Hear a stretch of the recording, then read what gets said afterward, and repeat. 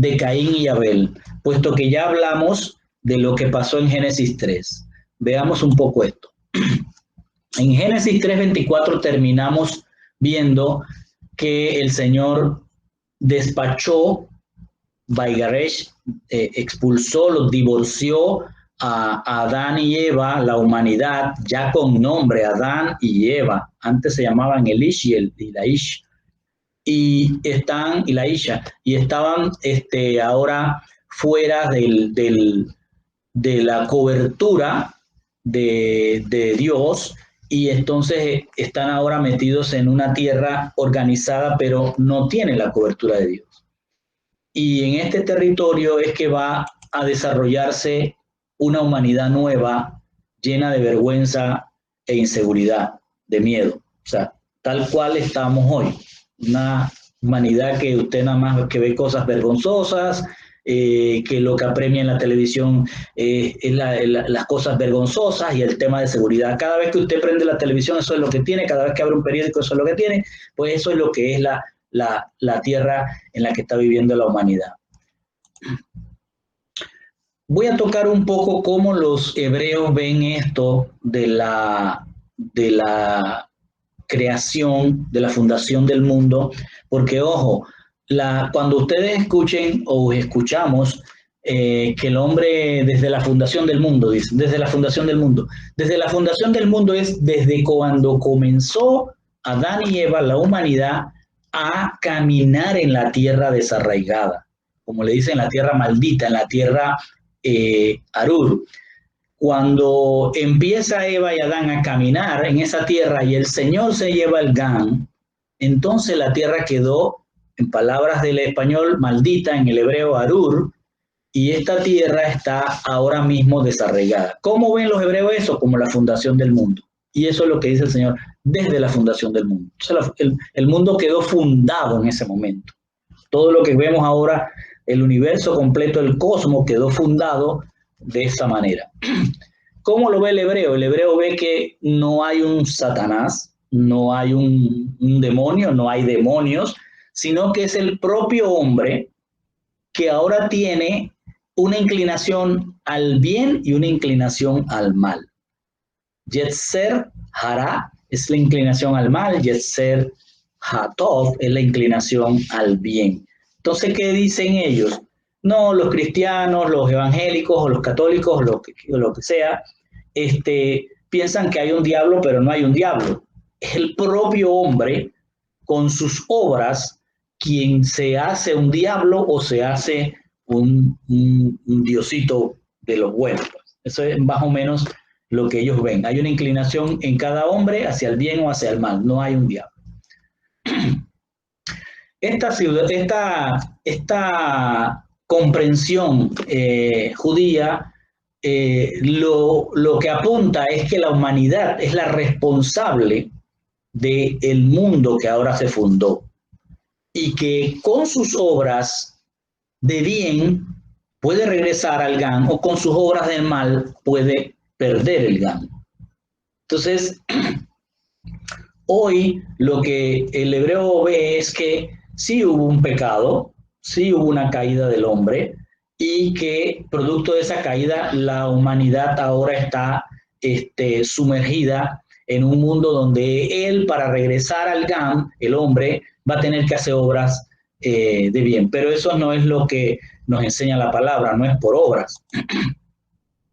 Otra de las cosas que ellos plantean es que la creación que nosotros vemos hoy, el mundo fundado de hoy, no es el que el Señor terminó, el que organizó, ese no es.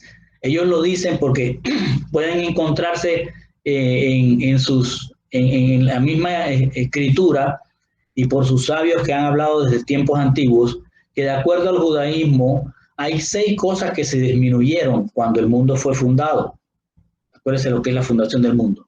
Una de las cosas que se disminuyó fue el brillo del rostro del hombre, el brillo de su rostro. También se disminuyó su estatura, perdió la eternidad. Como consecuencia de la acción que hicieron, la tierra fue Arur, fue maldita. también pierden la entrada al Gan y se disminuye el sol y la luna. Es decir, que el sol y la luna eran de otro tamaño. Eso es lo que pueden encontrar dentro de las escrituras. Entonces, para ir entrándonos al tema, tenemos que ir poniendo algunos fundamentos. Y uno sale de la pregunta de quién es la serpiente. ¿Es Satanás o es otro ser? Y esa es una pregunta que yo les hago a ustedes. ¿Qué piensan ustedes? ¿Que la serpiente es Satanás o la serpiente es otro ser y Satanás estaba allí?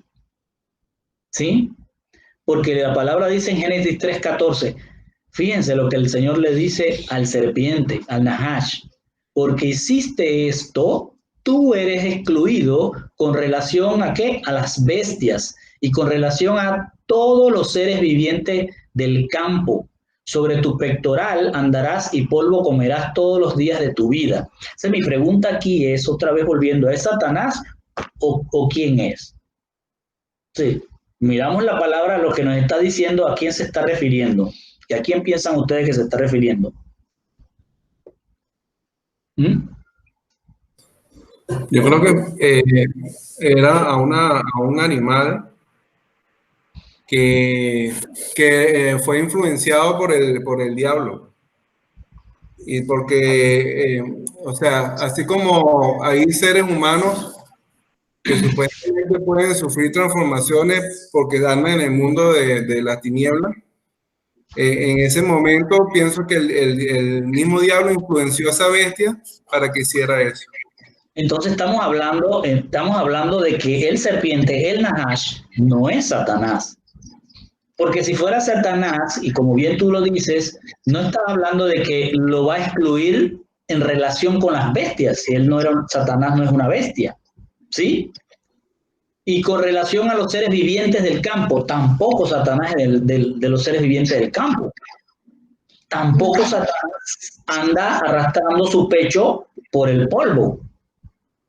Entonces, eso nos da un indicativo porque la Biblia nos tiene todas las respuestas si nosotros tenemos el Ruach HaKodesh, el Espíritu de la Santidad, guiándonos en nuestro escudriñamiento. El que él coma del polvo de la tierra es que va a hacer que para fíjense que se lo dice ahí, será excluido con relación a las bestias y con relación a los seres vivientes, o sea, con relación a todo, tú no vas a entrar al GAN. Eso es lo que le está diciendo. Tú no regresas. En otras palabras. Hermano, sería entonces que si lo excluye de los animales, o sea, de los animales del campo, y lo excluye de los seres vivientes, entonces quiere decir, porque yo lo que pienso es esto, no pienso que era Satanás en presencia, porque primero él era un espíritu, un ángel. Y me imagino, como dice la palabra, cuando el Señor hizo el cambio, cuando Él los saca del cielo, hubo una transformación de lo hermoso que era a lo que ya no era. Sí. Entonces yo me imagino que así no iba a acceder Eva, porque igual, como estaba hablando antes acerca del lugar, que Gustavo dijo que Dios estaba o sea, si estábamos en la tierra y Dios también podía estar, pero Eva tuvo que salir del Gan para pecar, porque dentro del Gan no iba a poder, porque era la Nueva Jerusalén o la Jerusalén celestial. Entonces, quiere decir que ese animal o lo que haya sido que representó a Satanás tenía algo que podía ser parte de los animales y parte de un ser viviente. Es que, Vicky, primero que nada tenemos que tener el concepto claro. Ser viviente eran todos, animales y humanos. Todos son nefes hayá, o sea, seres con vida. Los ángeles no. Los ángeles no. Solo lo que estaba aquí en la... no, ahora se están adelantando, pero esto va a estar interesante. Pero es un punto muy importante. Ese ser, sea como fuera, que vimos que habían por la mitología antigua, habían serpientes que tenían brazos y manos, piernas. Entonces, este ser no sabemos cómo era. ¿sí? Nos los explicará el Señor cuando estemos en el GAN, pero no sabemos cómo era. Lo que sí sabemos es que se prestó, ¿sí? Entonces este ser es el que está siendo enjuiciado, ¿sí? Pero además le está diciendo desde ya que lo va, o sea, que el polvo comerás todos los días de tu vida, es decir, estás ya, tu sentencia es que no vas a regresar, ¿sí? Si caíste allá como pertenencia de Hasatán, no regresas, tú no regresas. Eso es lo que le está diciendo prácticamente este pasaje. Entonces vamos a recordar, la serpiente estaba desnudada en comparación con los demás seres vivientes. Claro, vivía ese ser, sea como fuera su apariencia, que aquí la puse de otra forma para que no nos fijemos nuestra mente en una sola apariencia, no lo sabemos. Ese ser vivía fuera, ya había sido creado con anterioridad. ¿Se acuerdan que todos los animales fueron paridos de la tierra? ¿Lo recuerdan? El día 3, Dios no dijo hagan, no dijo hizo, dijo sea, y todo empezó a parir. Los cielos, la tierra, las aguas, todo empezó a parir. De esos partos posiblemente salió un ser, un nefes allá, con unas particularidades que fueron aprovechadas por el enemigo. Claro. Eso es lo que posiblemente haya pasado, ¿sí? Sí. Entonces, hay un juicio, y vuelvo a poner esta imagen, pero no nos fijemos nuestra mente en que era así, pero esto es lo que hay más o menos. Este ser diferente al humano, porque ojo, estaba fuera de la cobertura, era un ser que vivía y había salido de la tierra. No se ven las imágenes. ¿Perdón? No se ven las imágenes. ¿No se ven las imágenes? No. Un momento. Desde que empezó lo vemos a usted nada más. No lo creo. ¿Y por qué me lo dicen hasta ahora? Porque pensamos que nada más estaba dándonos... Okay. Cuando usted vio las imágenes y que les enseñó estas imágenes fue que nos dimos cuenta que... Ok, ya sé lo que pasó. Denme un segundo y ya, les comparto. Es que pensamos que estabas en la introducción de... Exacto. Del capítulo. Un resumen. No. Ok, entiendo. Denme un segundo, vamos a corregir eso.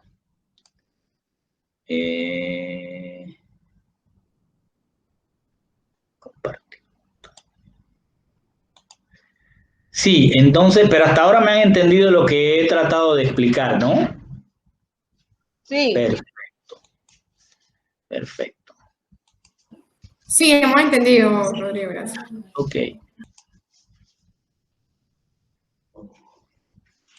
Ya va. Ok, aquí vamos. Muy bien.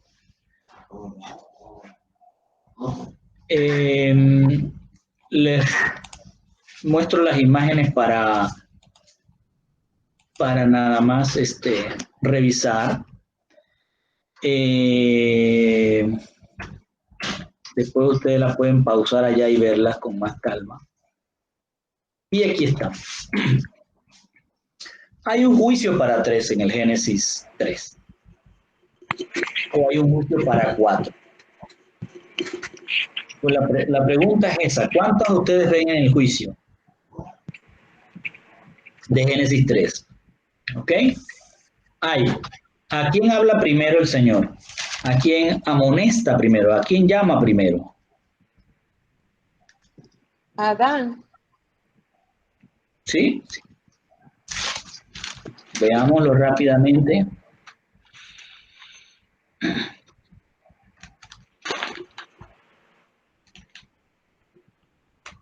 Ajá, llamó pues Adán, llamó pues Hashem Dios a Adán diciendo: Adán, ¿dónde te encuentras? Entonces él dijo: oí tu voz en el huerto. Fíjense, oí tu voz en el huerto. O sea, él está afuera, está oyendo que en el huerto, ya está afuera. Está oyendo que el Señor está en el huerto. Nunca salió a rozar siquiera al mal. ¿Sí me estoy explicando? Entonces, él está oyendo que Hachén está allá y él está acá. Ya está dándose cuenta de que está bajo la cobertura que no es de Dios. Y esa es la razón por la que Dios pregunta, no porque algunos piensan que ay, Dios se le perdió a Adán y no sabe dónde está. No, Dios le está diciendo es, date cuenta dónde estás. Y ahí empieza el juicio. Un juicio contra él, un juicio contra la mujer y un juicio que va contra quién? Contra un ser que estaba allí también. ¿Sí?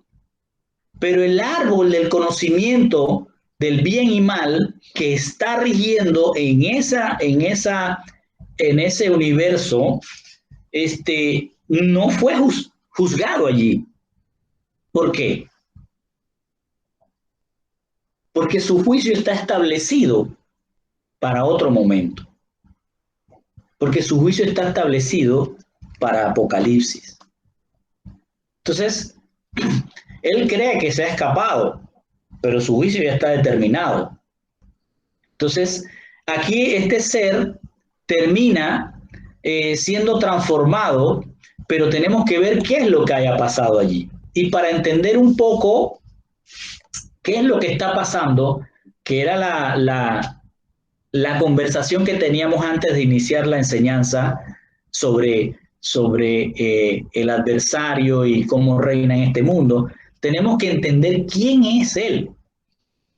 ¿Quién es? Para poder comprender qué es lo que pasó en ese juicio, por qué no lo tocaron y comprender qué es lo que va a venir a partir de la fundación del mundo. Para ello vamos a irnos a Ezequiel 28, 14 al 17. ¿Qué vamos a hacer ahora? Vamos a conocerlo, ¿sí? Vamos a conocerlo. ¿Cómo es? Para poder entender qué es lo que hizo. Y dice en el hebreo, se lo puse aquí en el hebreo, todo lo que está aquí, y lo traducimos de esta manera. Te creé como un querubín, con alas protectoras extendidas, y residiste en el monte santo de Dios, y caminaste entre las piedras de fuego. El 15 dice, sin mancha eras en tus caminos, desde el día en que fuiste creado hasta que se halló en ti maldad. El 17 dice, el 16, perdón, con tu comercio extenso te llenaste de iniquidad y pecaste. Por eso te derribé del monte de Dios. Vaya captando lo que está diciendo la palabra. Por eso te derribé del monte de Dios y te destruí, querubín protector, de entre las piedras de fuego.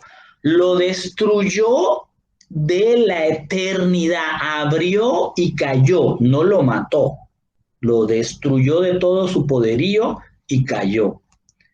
Te enorgulleciste a causa de tu belleza, degradaste tu sabiduría a causa de tu esplendor. Te he echado, ¿a dónde? Sobre la eretz, sobre la tierra. Te he convertido en un objeto para que los reyes te miren. ¿Quiénes serán los reyes que lo miran? Lo primero que tenemos que ver del análisis de estos pasajes para entenderlos mejor es que resaltemos, cada uno vaya viéndolo así, resalten las palabras que llaman la atención. Primero, él es creado, ¿sí? O sea, él no se creó, él es creado. Pertenece a alguien, porque cuando uno crea una cosa, tiene el derecho de autor, ¿sí me explico? Es el dueño de esa obra. Entonces, esa obra, que es ese querubín con alas protectoras extendidas, fue creado por Dios. Luego otra palabra que podemos resaltar es proteger. Es decir, lo crean con una función. Entonces mi pregunta es, ¿cuál es la función que Dios le dio a Adán, al hombre? ¿Alguien se acuerda? ¿Por qué lo puso en el Gan? Y a este lo están poniendo en el Monte Santo, en la Jerusalén celestial, en el Gan Eden, en la eternidad, en el cielo. Lo están poniendo, ¿para qué? Para que proteja. ¿Sí? ¿Sí me están siguiendo? Entonces ya tiene una función. A Adán también le dieron una función. Lo sacaron de un lugar y lo pusieron. ¿Para qué? ¿Alguien se acuerda para qué era? Les dije que tomen nota de las cosas. Labrar el huerto y cuidarlo y protegerlo. Wow. Entonces, el señorearse de todos los seres vivos, de todos los animales. ¿Perdón? Sí. El señorearse de los animales. O sea, tenía que gobernar. Entonces, este ser, este querubín, tenía un lugar donde estaba un trabajo que hacer. Y luego podemos ver otra cosa que dice, residías en el monte santo. Residías. ¿Qué es residir? ¿Qué es residir? Habitar. Es hallarse. Tiene muchas definiciones, pero esta es la que encuentro yo más acertada para lo que estamos estudiando. Residir es hallarse uno personalmente en determinado lugar por una razón de su empleo. Es decir, yo resido en Panamá porque estoy más cerca de mi trabajo. Yo resido en Estados Unidos, soy residente de Estados Unidos porque yo conseguí un trabajo en Estados Unidos. O sea, por tu obra, por lo que tú vas a hacer, tú resides en esa área, ¿sí? O porque tienes tu familia y la debes cuidar, o por lo que sea. Pero tienes una función en el sentido de dónde estás, ¿sí? De residir. Luego el Señor le va a decir que dice, sin mancha eras en tus caminos. ¿Qué es caminar? ¿Qué es caminar? Es la manera en que tú haces tus obras que te van a llevar a un final, a un objetivo. Eso es caminar. Dice la palabra, y Noé caminó, y Enoc caminó con Dios. Es decir, todas las obras que Enoc hacía le agradaban a Dios. El caminar, en este sentido, para ese querubín, era que todo era sin manchas. El caminar suyo era sin manchas, hacía obras sin manchas, ¿sí? Él no perdía su reputación, tenía un buen prestigio. ¿Y dónde se movía? Entre las piedras. Y dice, esas piedras eran ¿de qué? De fuego. De fuego. Miren, las piedras, ¿a quién le llamaron piedra también? Al Señor. Y la piedra viva es Yeshua. Y nosotros, ¿sabes qué somos? Piedritas vivas también. Vamos a verlo cuando hablemos de la iglesia de Pérgamo. Somos piedras vivas también. Pero somos piedras vivas allá. Aquí no. Aquí no. Pero allá él estaba entre piedras de fuego, entre piedras vivas, que quiere decir que estaba entre todos los ángeles. Pero el estar entre todos los ángeles, ¿qué significa? Estar entre indica que algo o alguien ocupa completamente algún punto del espacio que separa, oiga bien, que separa dos cosas o está situado en medio de ellas. ¿Se dan cuenta?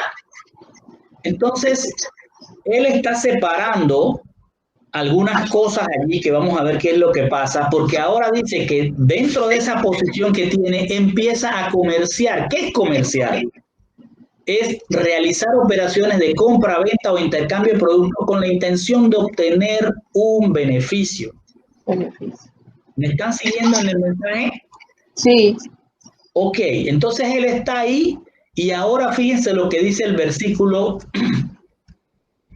Dice, con tu comercio extenso llenaste de iniquidad y pecaste, por eso te derribé. O sea, por estar en medio, dividiendo, haciendo comercio, buscando su beneficio, ¿entre qué? Entre las piedras de fuego.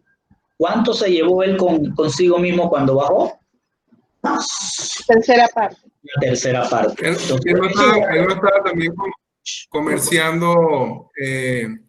comerciándose él mismo, pues, o sea, haciéndose ver como que él era más poderoso que Dios, pues. Proselitismo, exactamente, como un proselitismo político. Como Sí. un diputado, pues, como Sí. así, pues. O sea, la misma corrupción que hubo en el cielo es lo que él ha traído a enseñar a la tierra. A los que aquí viven, pues. Muy bien, Vicky, muy bien. Ya lo estamos conociendo, ya estamos viendo cómo funciona. Y el último versículo dice, te enorgulleciste a causa de tu belleza. Ah, espérame, vamos a ver qué significa la belleza. Fíjense qué significa la belleza.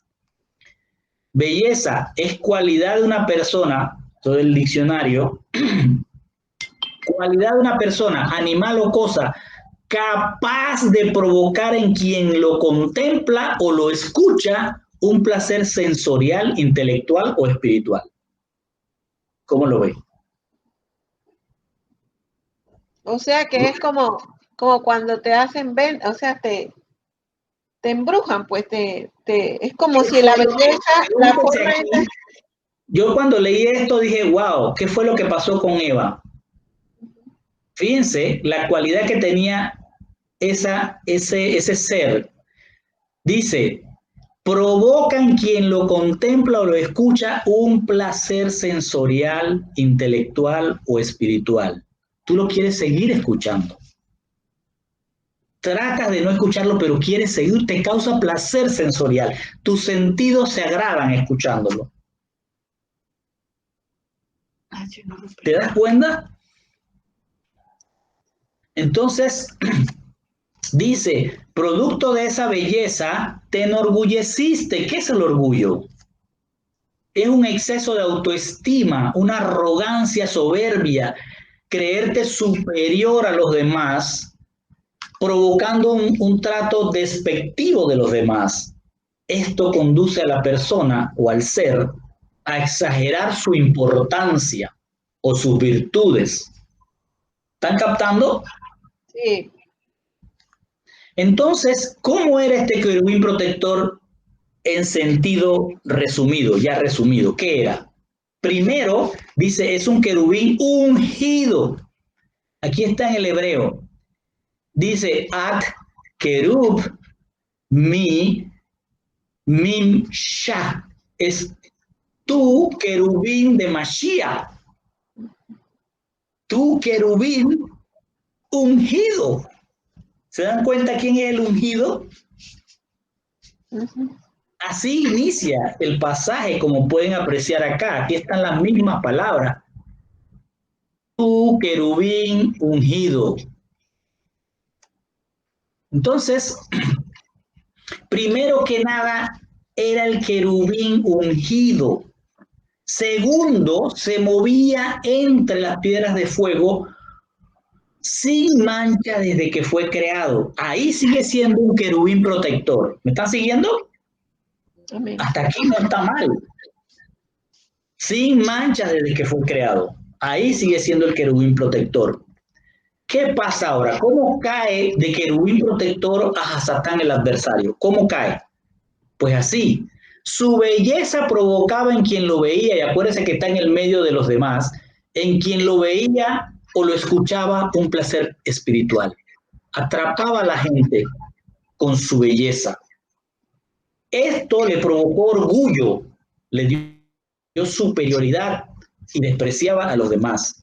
Debido a esto, a eso que se creía por encima de los demás, estableció ese comercio, buscó su propio beneficio para no servir a la creación, sino servirse de algo que no le pertenecía, que era la creación. Es decir, provocó corrupción, como decía ella. Con esto, este querubín protector deja de ser querubín y se convierte en el ladrón que solo viene a robar, hurtar y destruir. Y así se halló maldad en él. ¿Se dan cuenta? Igual ahí está un diputado. Porque los diputados últimamente van a la asamblea a servirse de lo que es del pueblo. Que no es de ellos. Y así los otros ángeles. ¿Cómo? Y así le vendió el proselitismo. Claro. Así le vendió a los demás porque él estaba en medio de ellos y se llevó la tercera parte. ¿Por qué? Por su belleza. Porque la belleza lo que provoca un placer sensorial, espiritual. Ahora, ese era el querubín y vimos cómo cae. De haber sido sin mancha, terminó en la corrupción.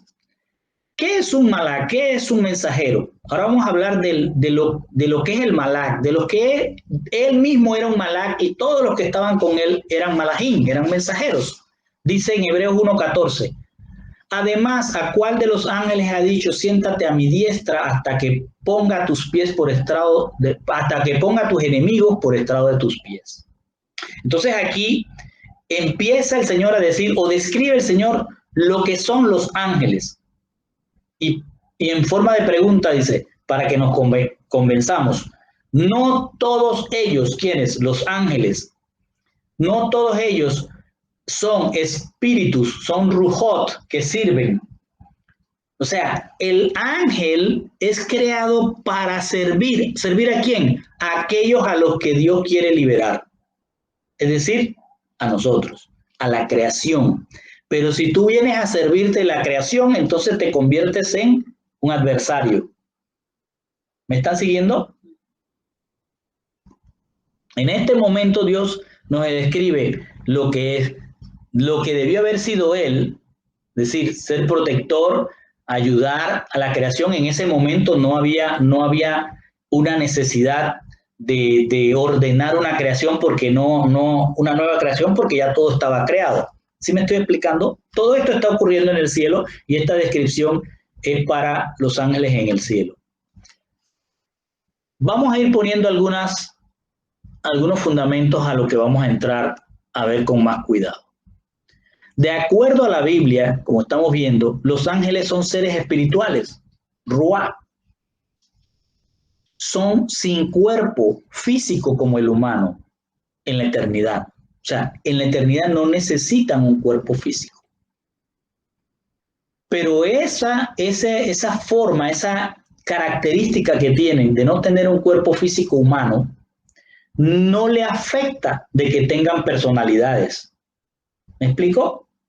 Por eso, por su belleza, por su personalidad hizo lo que hizo y el resto que se fue con ellos también tenían personalidad para tomar algunas decisiones en favor de este que estaba entre ellos. ¿Me siguen? Ellos están con ese cuerpo físico allá, pero están para ayudar a los humanos. Entonces, si tienen un cuerpo que es espiritual, que es ruach, que no lo vemos, ¿cómo podrían ayudarnos? Ellos pueden tomar en algún momento una semejanza humana para interactuar con el humano. Oiga lo que estoy diciendo. Génesis 18:2 dice, él alzó sus ojos y vio allí delante de él había 3 hombres. Al verlos corrió desde la puerta de Ohel, tienda o carpa es Ohel, para recibirlos y se postró en la tierra. Esto es el pasaje que vamos a ver después con Abraham, con la introducción de Abraham en el Tanakh o en la Biblia. Cuando él está sentado en su puerta y llegan 3, fíjense lo que dice, 3 hombres, pero en realidad eran ángeles. ¿Por qué podemos decir que eran ángeles? Porque 2 de ellos fueron entonces a Sodoma y destruyeron 4 ciudades. Camino a Sodoma se fueron 2. El tercero siguió conversando con Abraham. Otra característica que pueden ver es que para verlos él alzó sus ojos. En el 19 del 1 al 3 dice, vinieron 2 malajín a Sodoma esa tarde, cuando Lot estaba sentado a la puerta de Sedón. Lot los vio. La primera cosa que me llama la atención es que Lot no levantó los ojos, Lot los vio. Es como que Lot estaba tan tirado a fondo espiritualmente que no levantaba los ojos. Ellos tuvieron que ponerse en la línea de vista de él para que los viera. Abraham estaba mejor, lo vio, alzó sus ojos. En Josué dice, una vez cuando Josué estaba cerca de Jericó, miró hacia arriba y vio a un hombre parado frente a él, a un hombre, espada en mano. Josué se acercó a él y le preguntó, ¿eres uno de nosotros o de nuestros enemigos? Es otro ángel. En otras palabras, es una semejanza de hombre lo que están viendo tanto Abraham como Lot, como Josué. Ahora hagamos una diferencia. Ya vimos lo que era el querubín en la eternidad, vimos lo que son los ángeles y vimos que ellos pueden tomar apariencia de humano. Veamos qué es un demonio. Miren, para empezar, la palabra demonio no es bíblica, no es hebrea, por decirlo así. Su origen es del latín, del romano, y más atrás del griego. Fíjense todo lo que estoy diciendo. ¿Viene de quién? Del helenismo. Y en el helenismo, la palabra daimonión, del griego antiguo, daimonión, que viene de daimon, significa espíritu, deidad. O sea, es el griego el que introduce en la Biblia la definición de demonio y lo introduce como una deidad y una deidad buena. Este personaje que ven aquí, Hesiodo, lo pueden buscar en el internet, es quien pone prácticamente la teología, es un filósofo y poeta, pero introduce la teología griega de los montones de dioses, ¿sí? Dice que pone hasta cada dios con sus generaciones, hasta 4 generaciones de dioses, ¿sí? Estableciendo lo que era la teología griega, que después quiere otra vez, como él lo sabe hacer, hurtar y despojar en la Biblia las palabras correctas. Miren lo que dice este Hesiodo en una de sus obras, Trabajos y Días. Dice, aquellos son llamados, refiriéndose a los demonios, aquellos son llamados puros espíritus sobre la tierra. O sea, que son puros y son buenos, protectores de todo mal y guardianes de los hombres mortales. Esa raíz de daimon significa cortar, dividir, ¿sí? Destruir. ¿Destruir qué? A demos, al pueblo. Se parece a la misma doctrina que vimos en Apocalipsis, de la doctrina de los Nicolaitas, ¿sí? Tragarse al pueblo. Bueno, este es dividir al pueblo. El daimon lo que busca es la división. Entonces, se puede interpretar que el daimon o los demonios son espíritus que dividen los destinos, distribuyen, fíjense lo que distribuyen, la fortuna de los mortales. Eso era para los griegos. Y esto es lo que trae el enemigo en su confusión o para crear confusión hacia la Biblia. Entonces, es una palabra que introducen ellos y la introducen como buena inicialmente. Ya luego las iglesias, como vamos a ver después en Apocalipsis o en Revelaciones, son las que le quitan lo bueno de eso que habían puesto los griegos y dicen, no, eso es paganismo, esto no puede ser bueno, y entonces ya los demonios quedan tildados como malos. Pero fíjense cómo nace el tema, ¿eh? Hablemos un poco de todos esos ángeles que cayeron con el adversario, que ahora todos son adversarios. Esa tercera parte que cayó son los que se llaman Nefilim, que luego lo han traducido mal por ahí en la mayoría de las Biblias como gigantes. Vamos a verlo cuando lleguemos allá, eso está por el capítulo 6. Los Nefilim son los que comerciaron con Hasatán. Él mismo es un Nefilim, ¿ok? Es un caído de la eternidad. En ellos se halló maldad también, ¿sí? Pero fíjense lo que pasa. La Biblia, ustedes la pueden buscar, no muestra que un ángel caído haya tomado semejanza de un humano. Un ángel caído, ojo, no un ángel venido por el Señor, sino un ángel caído no se encuentra, por lo menos yo no lo he encontrado, que haya tomado la semejanza de un humano, sino que ellos pueden influir en el mar de pensamiento, en el ruah humano. ¿Cómo es esto? Miremos en Lucas 8:27 y veamos esto. Dice, y cuando él bajó a la tierra, estamos hablando de Yeshua, le salió al encuentro un hombre de la ciudad poseído por demonios. ¿Qué dice? Poseído por demonios. La posesión no es que el demonio entró en el cuerpo, ¿sí?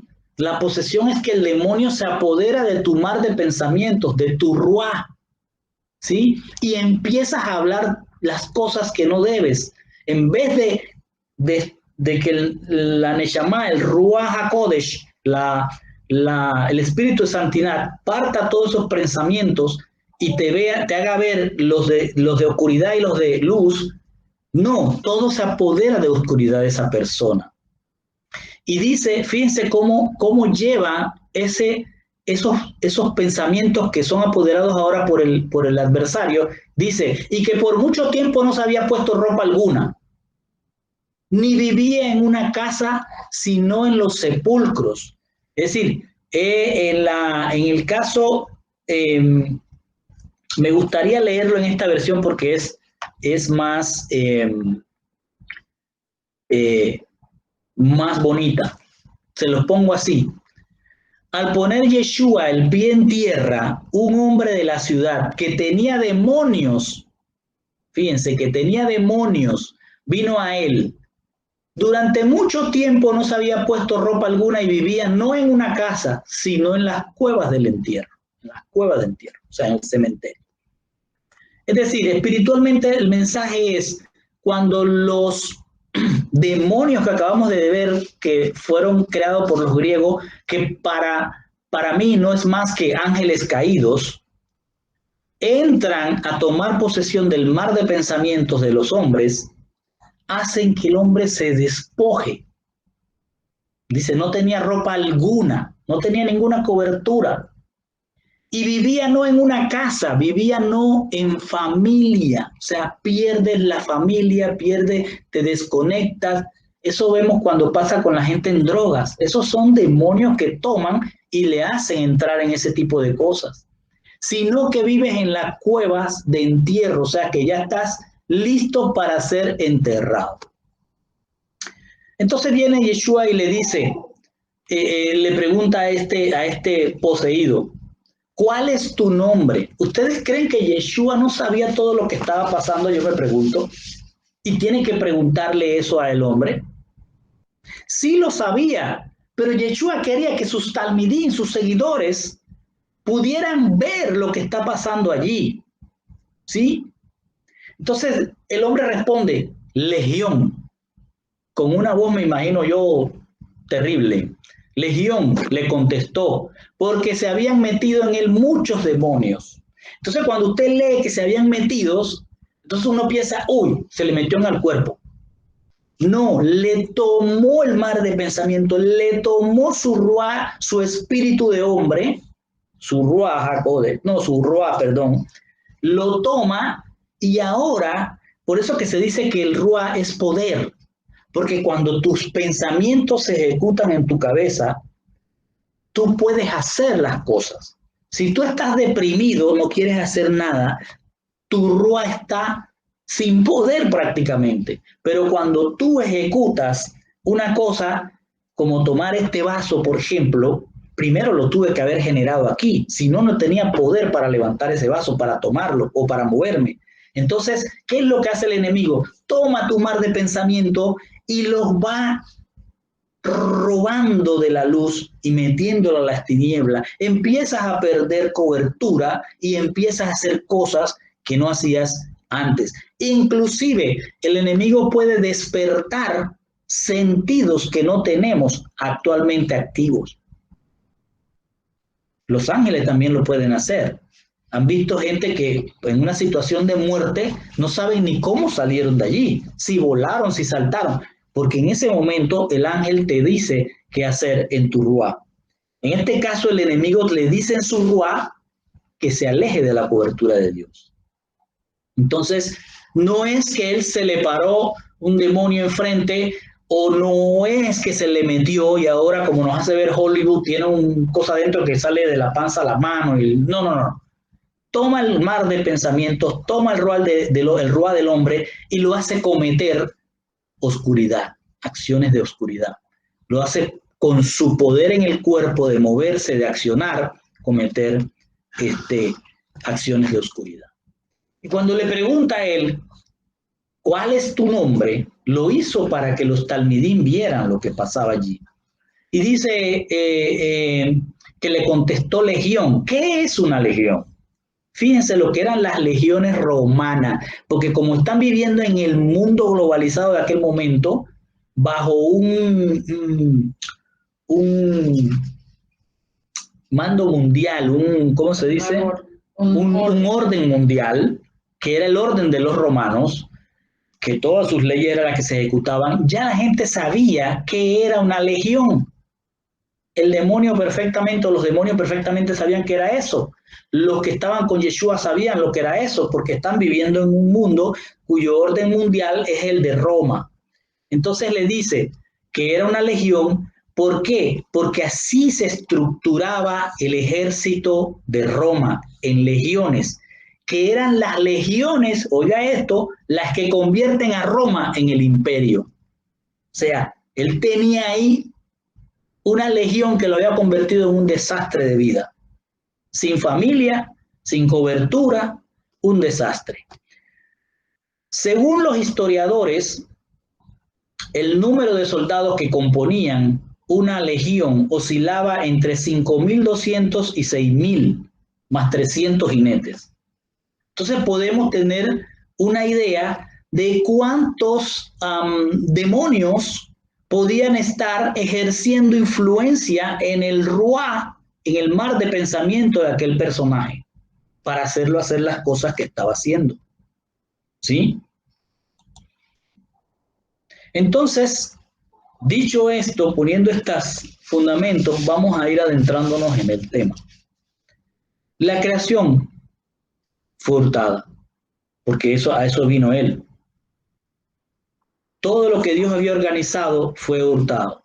Dios tiene que hacer que el mundo, tiene que crear el fundamento del mundo, porque ahora Adán no podía vivir en un mundo donde todo estaba organizado, pero él quedó ahora en una forma que no podía convivir con eso. Entonces, el hombre quedó en la eretz desarraigada, pero él sigue deseando regresar. Por eso se le pone un ángel, un querubín aquí con la espada para que no entrara. Pero el deseo de regresar ha estado en la humanidad desde siempre. Y aquí arrancamos entonces con el capítulo 4. Dice el capítulo 4:1 de Génesis. Adán, el hombre, conoció a Eva, su mujer. Ella concibió a Caín y dijo: he adquirido un Ish, hombre de Adonai. Además, ella parió a su hermano Abel, y Abel pastoreaba ovejas mientras que Caín trabajaba la tierra. Quiero que capten estos versículos, porque hay muchísima riqueza en esto y no la vemos. Entonces vamos a tratar de que capten o captemos todos bien lo que está diciendo. Y voy a poner varias versiones. Esta primera es la de King James, o sea, la que usan todo el habla inglesa para escudriñar. Los versículos los pongo aquí en hebreo porque hay algunos aquí como Vicky que ya le están dando al hebreo y pueden ir mirando las palabras por palabras. ¿Sí? Entonces aquí está diciendo: y el Adán, ¿sí?, tomó a Java, su esposa, y ella concibió, o sea, quedó embarazada, ¿no? y dio a luz a Caín. Aquí está Caín. Y ella dijo, y aquí viene algo interesante, en la versión de la Reina Valera, en la versión de la King James, miren lo que dice. Cuando ocurre esto de que ella queda embarazada, ella dice, I have gotten a man from the Lord. Si usted lo traduce tal cual, lo que está diciendo es, y ella dijo, yo he adquirido un hombre del Señor. ¿Cómo así? Póngale atención y aguarde esa versión ahí. Y después ella también dio a luz a su hermano Abel, al hermano de Caín, y Abel fue un pastor de ovejas y Caín era un labrador de la tierra. Esta es la versión King James. Después lo pueden revisar ustedes en el internet buscando la King James. Las Biblias Sefaría, esta también la pueden encontrar en internet, presenta ese pasaje de esta manera. Ahora el hombre conocía a su esposa Eva y ella concibió y dio a luz a Caín, diciendo, he ganado un hijo varón con la ayuda del Señor. Y volvió a dar a luz a su hermano Abel, y Abel se hizo un pastor de ovejas, pero Caín era labrador de la tierra. Entonces, ¿a dónde vamos con esto?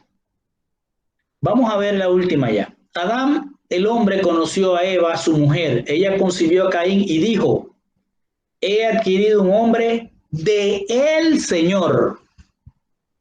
¿Están captando lo que está diciendo el versículo?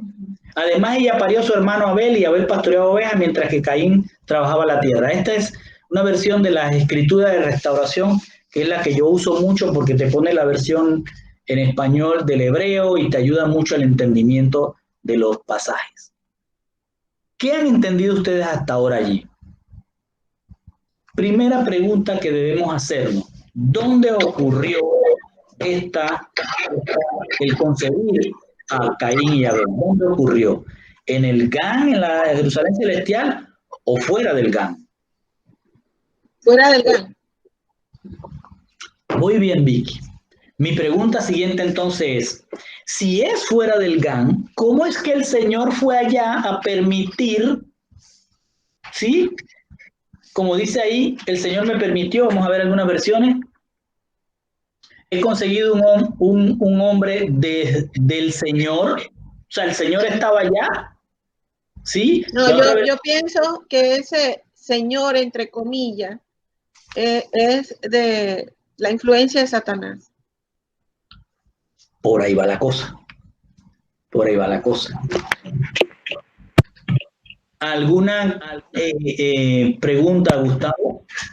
Es importante que capten esto porque hay un montón de cosas aquí. Sí, opino lo mismo que Vicky.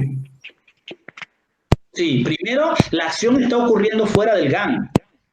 Segundo, que puede ser, como dice Vicky, que el Señor al que se refiere, el Lord es en inglés, o el Señor acá, no se trata de Hachén. Porque si no, Hachén estuviera haciendo convivencia con el mal afuera del GAN. Claro, y si fuese por Hachén, le diría el Padre en tal caso, no el Señor, como el Padre. Ajá, muy bien. Entonces, buenas noches, pastor. ¿Cómo? Es Avendaño. Ajá, buenas noches, Avendaño. profesor, tengo una duda. En sí. muchos libros que he leído, habla que Eva concibió porque ella pecó con Satanás o con la serpiente, con el animal que fue influenciado por el espíritu del mal, y por eso es que Jesús odiaba a Caín o no aceptaba a Caín con ese agrado con el que aceptó a Abel. ¿Qué dice usted de eso? Sí. Muy bien, Avendaño. Está muy bien. Muy bien. Vamos a ir ajustando algunos detallitos, pero es por ahí la cosa porque nos los deja ver la palabra. No es que lo estamos inventando, ojo. No lo estamos inventando ni tirando de los cabellos para que se ajuste a algo que querramos. La palabra lo está diciendo y el análisis que hemos traído es que esto está siendo fuera del GAM, ¿sí? Miren lo que dice el Targum de Palestina. Del siglo III al siglo V se hizo el Targum. En el Targum, ¿qué es el Targum para empezar? El Targum es la versión aramea de la Torá, ¿sí? Es la versión aramea. Y en esta versión aramea, traducida aquí al inglés, y yo la llevé acá al español, dice, y Adán conoció a Eva, su esposa, que había deseado al ángel, y ella concibió y nació Caín. Y dice, al siguiente, he adquirido un hombre, el ángel del Señor. ¿Cómo le parece eso? Va por el lado que dice Avendaño, va por el lado que dice Vicky, va por el lado que concluye Gustavo. Pero quiero traerles todas estas herramientas para que veamos que no estamos inventándonos nada. En el Targum de Palestina si lo pueden encontrar en el internet, van a ver este pasaje de esa manera. La Septuaginta, otra Torá de gran valor. La Septuaginta es la que pidieron los griegos se tradujera del hebreo al griego para tenerla en la biblioteca de los griegos y de Alejandría, si no me equivoco, y se llevaron los 72 sabios esto para escribir y cada uno empezó a escribir y salió la versión griega que ven acá arriba. Esta es la versión griega de ese pasaje que traducido en el inglés de la Septuaginta lo llevamos al español y dice, y Adán conoció a Eva, su esposa, y ella concibió y dio a luz a Caín y dijo, he ganado un hombre por medio de Dios. Aquí está. I have gained a man through God. Por medio de Dios. Traten de captar. Sí, yo no quiero formular mi hipótesis yo solo, sino que ustedes puedan tratar de captar lo que estamos leyendo. Por medio de Dios no está diciendo lo contrario. ¿Qué contrario? De lo que vimos antes. Por medio de Dios, no por ¿qué Dios? Porque allá Señor también está, lo ponen con letras mayúsculas. ¿Sí? Entonces, ¿de qué estamos hablando? ¿Sí? Vamos aquí y miren lo que vamos a hacer una comparación entre la Septuaginta y el Targum de Palestina y miren lo que dice. La Septuaginta está diciendo por medio de Dios. El Targum dice que fue el ángel del Señor. Y el Onkelos, otro de los libros antiguos, dice delante de Dios, ante el Señor.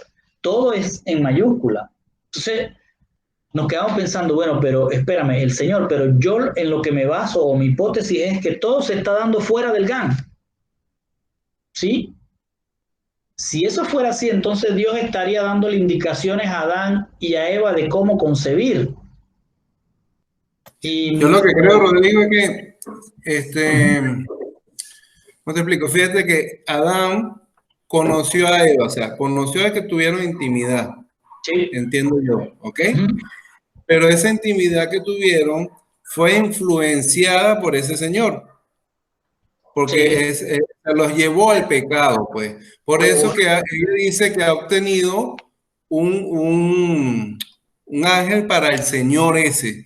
Porque fue por orden de él prácticamente que ellos tuvieron esa relación. Pero entonces, si entiendo lo que estás diciendo, tu planteamiento es que hay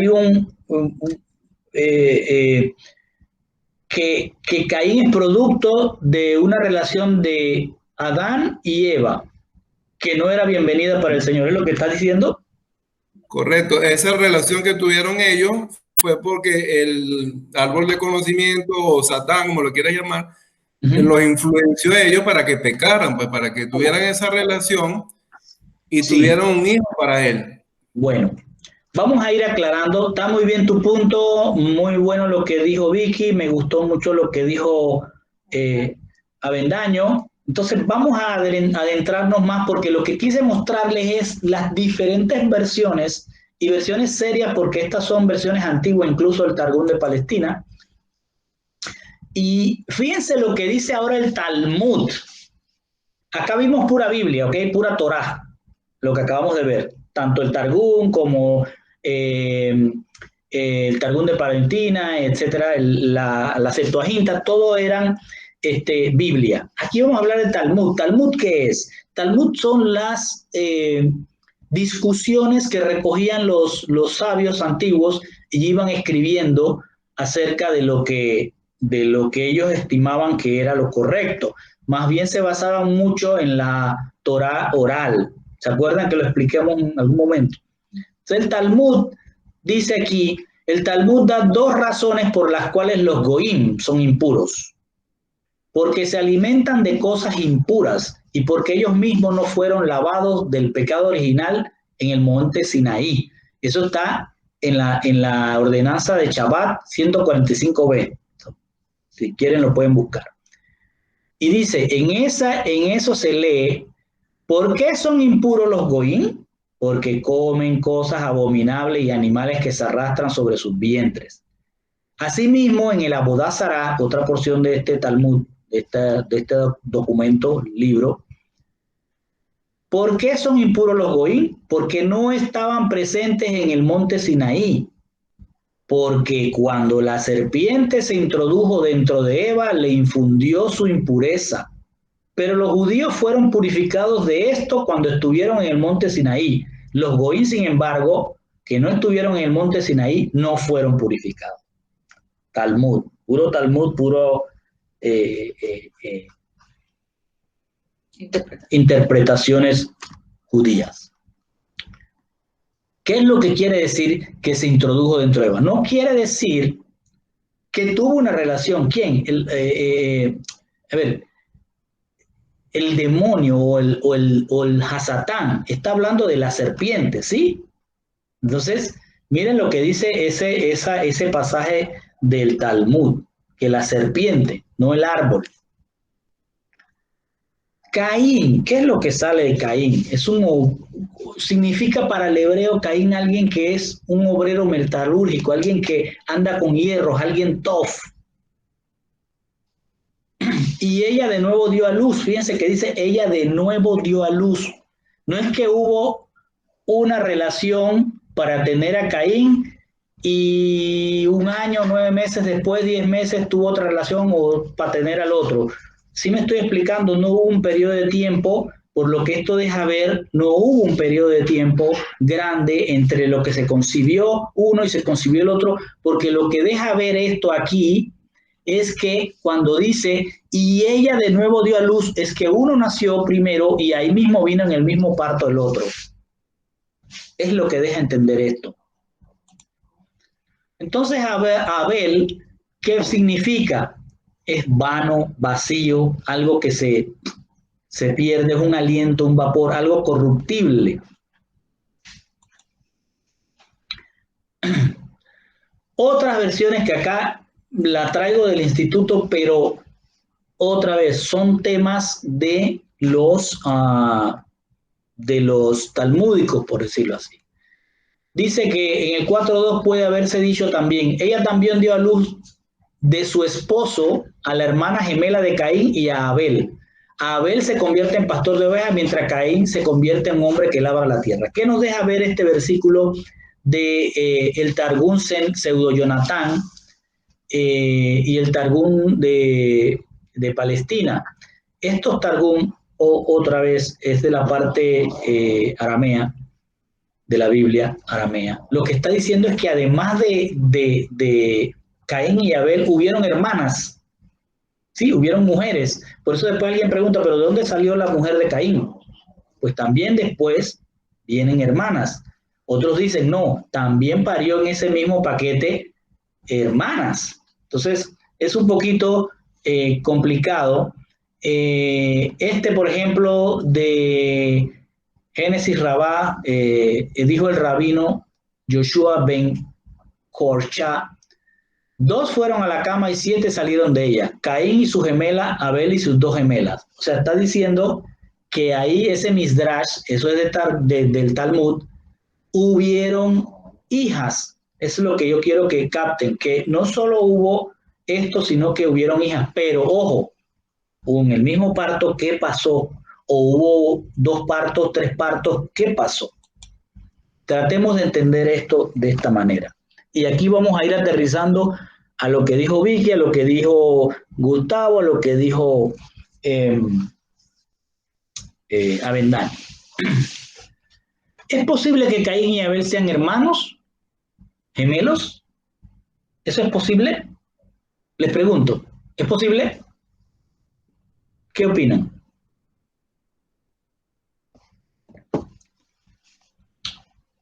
Al parecer sí. Al parecer sí. Ok. Yo pienso lo mismo. Y no tanto gemelos, más bien mellizos. Vamos para allá. Miren, hay que diferenciar en qué es gemelo y qué es mellizo, como dice Vicky. Miren lo que es un gemelo. Y les pongo la fuente de donde salen todas las cosas y yo trato de ponérsela para que ustedes lo investiguen después. Un gemelo, según la Real Academia de la Lengua, dice que un gemelo es dicho de una persona o de un animal nacido del mismo parto que otro. O sea, nace en el mismo parto. Especialmente cuando se ha originado la fecundación del mismo óvulo. O sea, para que sea gemelo, tienen que haber salido del mismo óvulo. ¿Ok? Un mellizo, en cambio, es una persona o un animal nacido del mismo parto, nace en el mismo parto, pero se originan de una fecundación de distintos óvulos. ¿Me están siguiendo? Eso es extremadamente raro. Es extremadamente raro, pero es posible. ¿Sí? Es posible que una madre tenga un parto de mellizos de diferentes padres y eso se conoce como una fecundación múltiple heteropaternal o superfecundación heteropaternal. Y sucede cuando la mujer ovula 2 veces y es fertilizada por 2 hombres diferentes en un periodo corto, máximo 5 días. ¿Me están siguiendo? Sí. Pongo aquí del artículo de la BBC un caso que pasó en Vietnam en 2016, que nacieron mellizos en el mismo parto, pero los padres veían que los niños eran diferentes. Y con esa situación, no sé si fue por el padre o por la madre o por toda la familia, pueden leerlo después en el artículo ese, llevaron a los niños a hacerle una prueba de ADN para comprobar el parentesco, pues. Los resultados fueron 100% correctos. Uno de los niños no era del esposo de la madre. ¿Captaron eso? Sí. Uno de los niños no era del papá. Entonces, ¿qué está pasando acá? ¿O qué quiero que veamos acá? Que es posible, como dice allí, que nació Caín y de nuevo salió otro niño, salió Abel, pues es posible que Java o Eva haya tenido a Caín de un óvulo y a Abel de otro óvulo. De un padre a Caín en un óvulo y de otro padre a Abel en otro óvulo. ¿Sí? Pero quedaron en el mismo vientre, en la misma madre, con padres diferentes. Y como aquí se menciona ya el ADN, me lleva entonces a hablar un poco de qué es eso del ADN. El ADN es el ácido desoxirribonucleico. Es una molécula compleja que se encuentra en cada célula de nuestro cuerpo y contiene todas las instrucciones necesarias para crear y mantener la vida. ¿Sí? Eso es lo que va a determinar los genes. Por eso que le dicen, este tiene los genes del papá, usted tiene los genes de la mamá, salió la mamá, salió el papá. Pues el ADN contiene toda la información genética que hemos heredado de nuestros padres, óigase bien, y que nosotros transmitiremos a nuestros hijos. ¿Están captando esto? Sí. Entonces, eso es el ADN. Por tanto, uno de estos niños tenía un ADN que venía de un papá con esa misma mamá, y el otro tenía un ADN que venía de otro papá con esa misma mamá. ¿Sí? ¿Eran hermanos? Por supuesto que son hermanos. Por la mamá, mas no por el papá. Entonces, el ADN de la madre está en ambos, pero el ADN del padre de uno no está en el del otro. ¿Me están siguiendo? Entonces, un niño está saliendo totalmente a su papá y el otro está saliendo totalmente a su papá también, pero son dos papás diferentes. Yo quiero que capten esto con claridad porque esto nos va a llevar a lo que nos está sucediendo hoy. Entonces, cuando ocurre esto y está ocurriendo fuera, tenemos que determinar quién puso el ADN de quién allí, que es la discusión que teníamos hace un momento. Gustavo dice, el ADN lo puso Adán, lo puso en el óvulo de Eva. Pero por otro lado, Avendaño dice, no, fue un ser que tomó control del ruá de otro ser que estaba fuera de cobertura, y este ser es el que toma de su cera y pone de su cera en el óvulo de Eva. ¿Están captándome?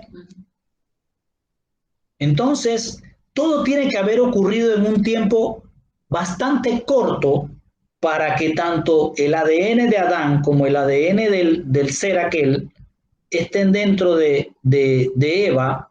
Tiene que haber ocurrido esto relativamente corto, porque los dos nacen en el mismo parto. Aquí no dice, y Adán otra vez se juntó con Eva y tuvieron a Abel. No dice, Caín nació y después nació Abel. ¿Ok? Entonces, claro, nacen todavía ellos, sí, siendo uno totalmente humano, por decirlo así, y otro que no era tan humano. ¿Me están siguiendo? Pero sus padres venían de estar en un conocimiento de Dios que perdieron. Ellos tienen el objetivo de esforzarse en acercarse a Dios, tanto como les sea posible. Y ahí es donde viene el tema de que van a llevar una ofrenda tanto Caín como Abel. ¿Ok? Porque sus padres sabían que tenían que acercarse. Y ahí es donde viene el tema de sacrificio. El sacrificio en el hebreo es el corbán, pero la palabra corbán no significa sacrificio, como lo han pintado en todas las Biblias, sino que corbán significa la búsqueda del acercamiento a Dios. Lo que está haciendo, como vamos a ver más tarde, tanto Caín como Abel, es buscar el acercamiento a Dios. Quiero regresar, Señor, quiero regresar. Y aquí llevo mi ofrenda. Aquí con esto, como cuando uno se pelea con la esposa, usualmente trata de agradarle de alguna forma, llevarle algo. Volver al matrimonio. Es lo que está pasando cuando veamos más adelante. Lo importante es que se capte que el sacrificio no es ir a matar animales por matar animales, es buscar el acercamiento de Hashem. Y pasamos al 4.3. Al transcurrir el tiempo, Caín trajo una ofrenda para Adonai del producto de la tierra. ¿Qué está pasando acá? Pónganlo en contexto ustedes. Ya están fuera, ya están en la tierra arur o desarraigada. No tienen manera de regresar, pero buscan el acercamiento. ¿Y Dios qué hace? ¿Se acercó o no se acercó?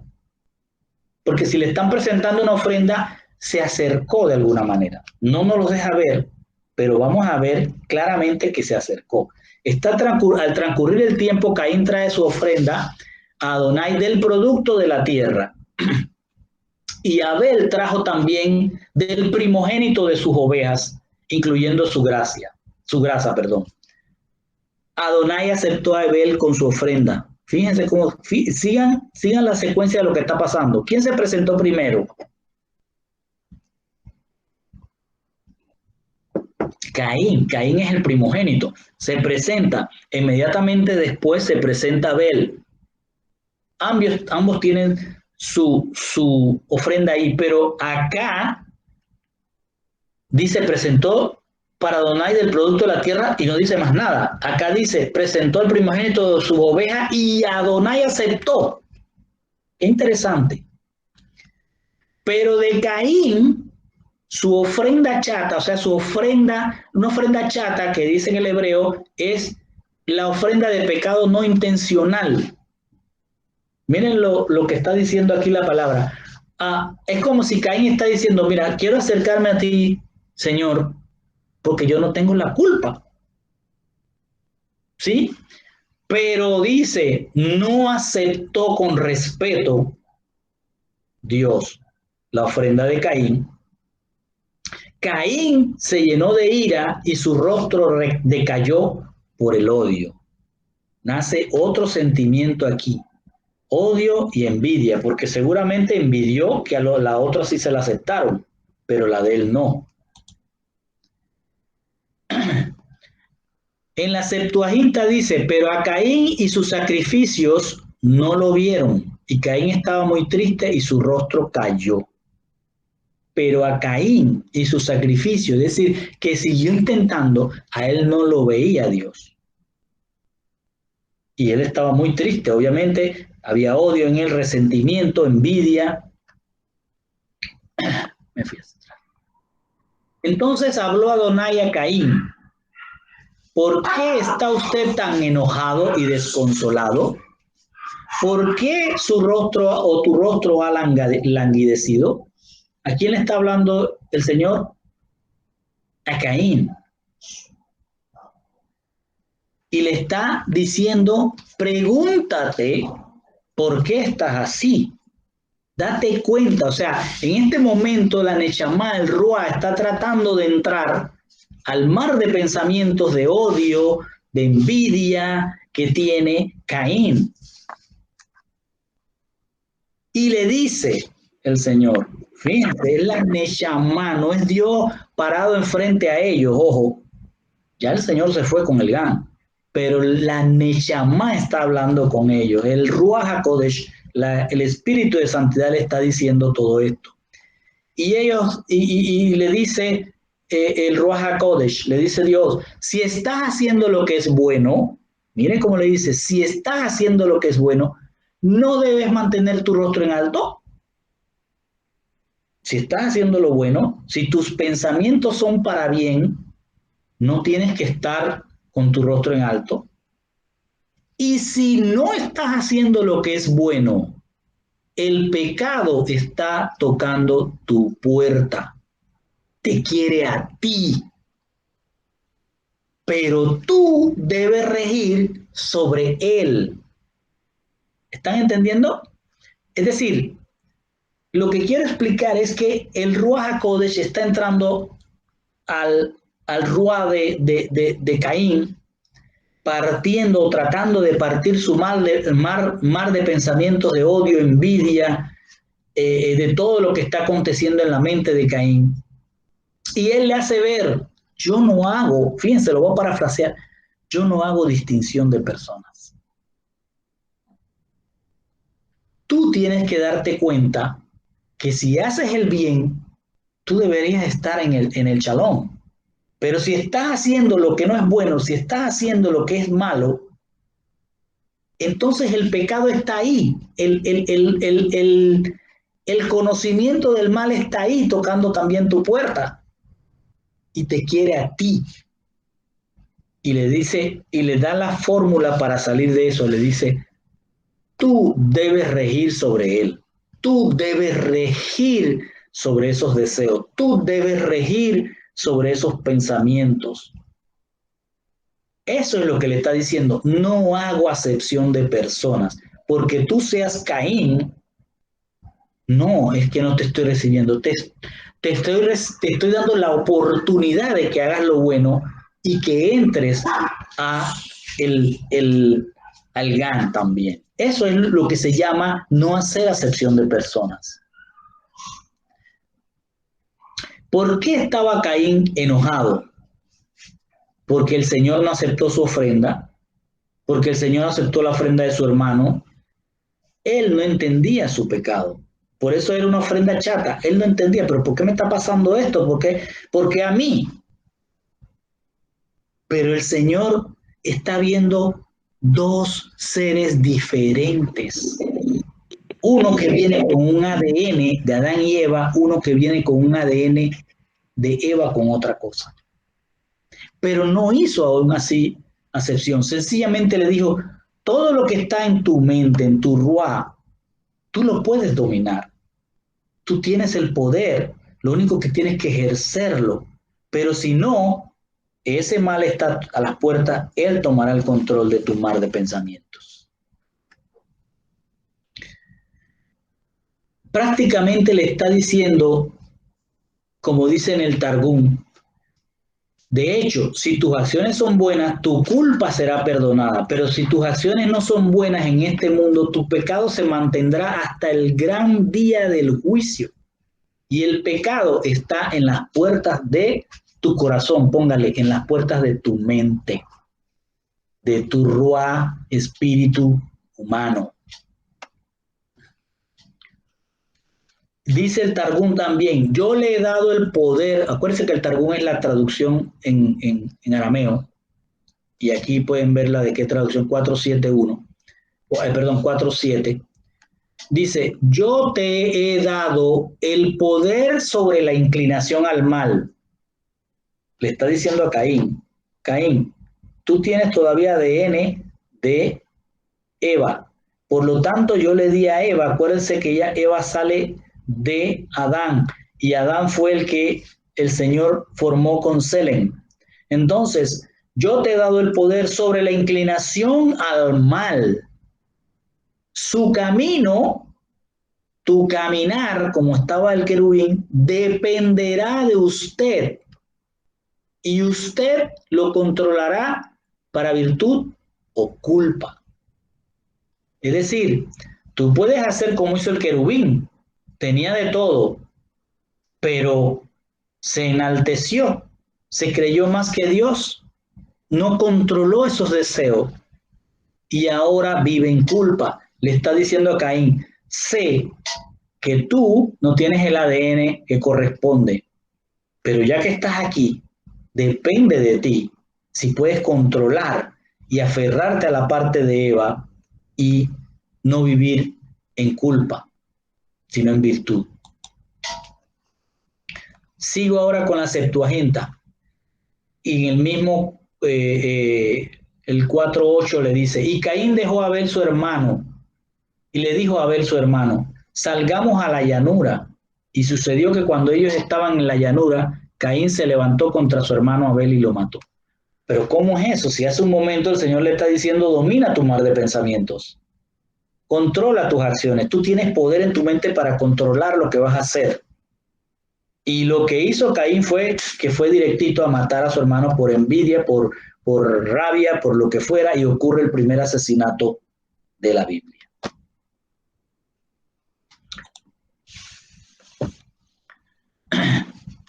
Targum de Palestina dice, y Caín dejó a Abel su hermano, y Caín le dijo a Abel su hermano, vamos los dos al campo.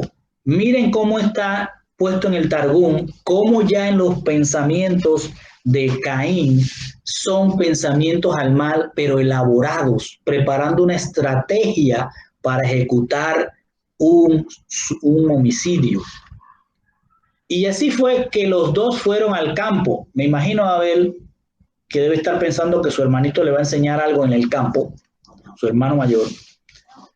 No te vayas. Caín le dijo a Abel, percibo que el mundo fue creado con misericordia pero no se lleva a cabo recompensando a uno por las buenas acciones, porque hay prejuicio, giro de la cara, prejuicio, hay prejuicio en el juicio.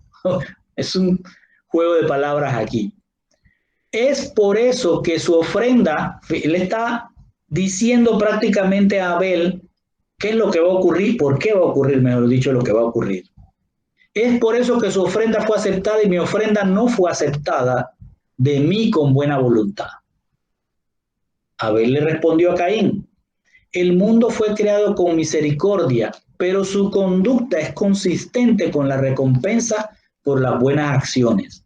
En otras palabras, lo mismo que ya Dios le dijo: el mundo fue creado con la misericordia de Dios, pero tu conducta es consistente con la recompensa que vas a recibir. Es decir, si tus pensamientos son de bien, tus acciones van a ser de bien, no puede ser que tú recibas mal. Y no hay prejuicio en el juicio. O sea que Dios no dijo, porque este nació de Eva, pero no como yo quería, este lo voy a desechar. Ahí se ve que Dios no lo está desechando y Abel se lo está diciendo. Entonces dice, mi ofrenda fue aceptada con buena voluntad, porque el fruto de mis acciones fue mejor que el suyo y mi ofrenda precedió la suya. Mire lo que le está diciendo. ¿Alguien entró? Aparentemente. Déjeme ver un segundo si hay alguien ahí. Mira.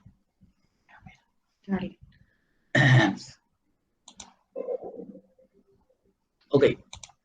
Entonces esta conversación que se está dando en el campo, basada en el Targum, ojo, no Biblia, en el Targum, una versión aramea, es entre los dos hermanos. Uno le dice al otro que es injusticia lo que hace Dios, el otro le dice no es injusticia. Aparentemente hay alguien, ¿no? Déjame ver.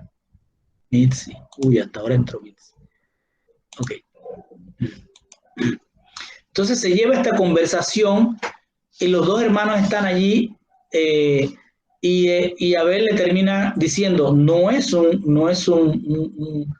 prejuicio de Dios basado en la no misericordia. Más bien eres tú con tus acciones. En un mundo donde tú puedes manejar tus pensamientos, tu mar de pensamiento, tu ruá, tú, si son pensamientos de bien, tus acciones van a ser de bien. Y por tanto tu ofrenda, tu acercamiento, fíjense que ofrenda es acercarse, tu corbán, tu acercamiento a Dios va a ser aceptado. Pero él le dice, mi ofrenda fue aceptada con buena voluntad porque el fruto de mis acciones, ¿qué cosa? El fruto de las acciones de Abel fue mejor que el suyo, que el de Caín. Y mi ofrenda, a pesar de que el que la había presentado primero era Caín, la ofrenda de Abel precedió a la de Caín. O sea, la de Caín no fue bien recibida. Dice, Caín respondió, no hay justicia, ni juez, ni mundo por venir. Ya aquí usted va a ver cómo el ADN empieza a aflorar ya. No hay justicia, ni juez, ni mundo por venir. Fíjense lo que le está diciendo. Uno, en ese mundo que están viviendo no va a haber justicia. No va a haber el juez bendito. Y además, olvídate de que hay un Edén, que hay un Gan Eden. Olvídate. Y no va a haber recompensa para los justos. Así que vamos a manejarnos como nos dé la gana aquí. O sea que no hay recompensa para los justos y retribución para los malvados. O sea que no va a haber nada contra los malvados tampoco. Abel le respondió a Caín, hay justicia y hay un juez y hay un mundo por venir. Le refuta cada una de las que él dijo. Y además dice, hay recompensa para los justos y retribución para los impíos. Le está hablando de Apocalipsis.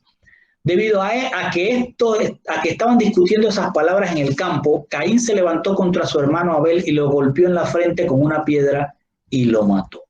Este es un pasaje del Targum, o sea, la versión en arameo. ¿Ok?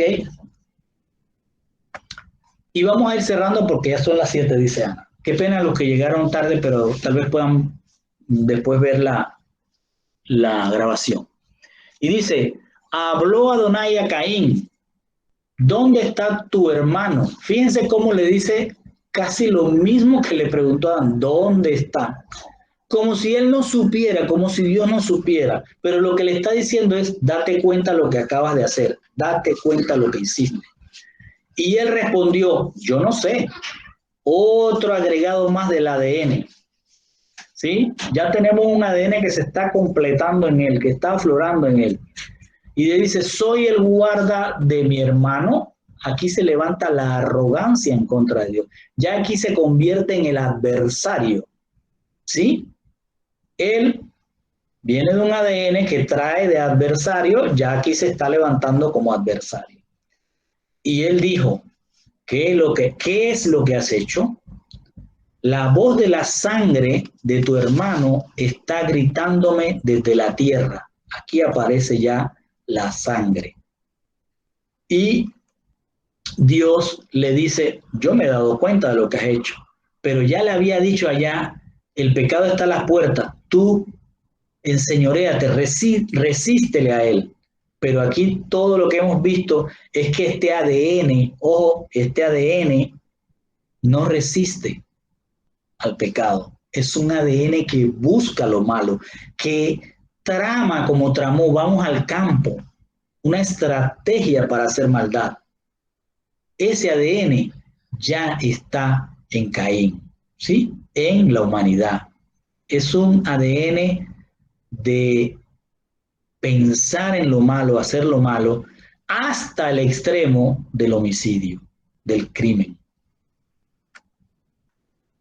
El Señor le dice, ahora tú eres maldito, dice aquí, pero la palabra ya la sabemos que es desarraigado, te desconecto. Tu oportunidad que tenías, que te dije que soportaras al mal, esa maldad te hizo llevar a que yo te desconecte de mí. Te desconecto desde la tierra, la cual ha abierto su boca para recibir la sangre de tu hermano de tus manos.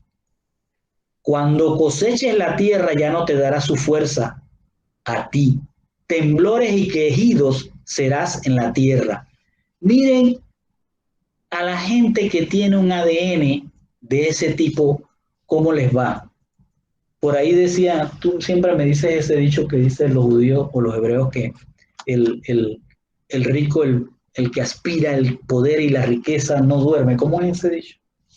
Sí, no recuerdo, pero como que siempre andan huyendo de algo, pues siempre, no duermen tranquilos, siempre andan huyendo de algo, dice. Bueno, lo que está diciendo el Señor, ya te desarraigué.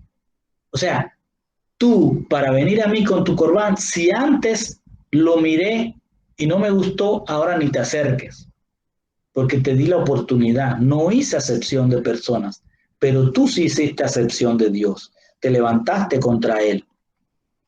Entonces Caín le contesta, mi castigo es mayor de lo que yo puedo soportar. Me estás echando hoy de la tierra y de tu presencia. Seré fugitivo vagando por la tierra y cualquiera que me encuentre me matará. Ahora está echándole la culpa a Dios. Fíjense cómo funciona el ADN de este personaje. Dios tiene la culpa de todo. Él me está castigando, él me está echando a que me maten, eres el culpable. Pero no mira, o sea, ese ADN no mira las cosas que está haciendo. Pareciera que este personaje tiene un ADN que aún haciendo lo malo cree que está haciendo lo bueno. ¿Sí me explico? Y vamos a ir cerrando porque ya no nos da el tiempo. Dice, y habló Hachem a él. Por tanto, cualquiera que mate a Caín recibirá venganza 7 veces. Y Hachem puso una señal en Caín para que nadie lo encontrara o lo matara. Caín se va a apartar, se va a desconectar de Dios y ahora lo que carga sobre él es vergüenza, inseguridad. Es un personaje con ADN dañino y cada vez se va a ir más lejos de Dios.